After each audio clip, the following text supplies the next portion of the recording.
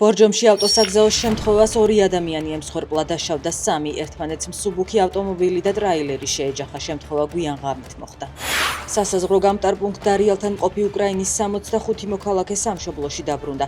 შინაგან საქმეთა სამინისტროს ინფორმაციით უკრაინელები სამშობლოში ნებაყოფლობით ჩარტერული რეისით მესამე ქვეყნის გავლით დააბრუნეს. სამინისტროს ინფორმაციითვე საქართველოს სახელმწიფო საზღვართან კვლავ რჩება პირთა გარკვეული ნაწილი.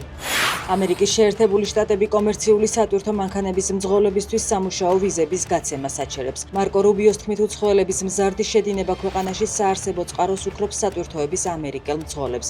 გუშინ მედიაში ასევე გავრცელდა ინფორმაცია, რომ ამერიკამ ვიზების გადახედვაც დაიწყო და 55 მილიონი ადამიანი მოწმდება. უნგრეთის საგარეო საქმეთა მინისტრის განცხადებით, ნავთობსადენ დრუჟბაზე კიდევ ერთი თავდასხმა მოხდა, რის გამოც უნგრეთს ნავთობის მიწოდება შეუწყდა. სიარდო წერს, რომ მოკლე პერიოდში ეს უკვე მესამე შემთხვევაა, თუმცა უნგრეთი ომში მაინც არ ჩაერთვება.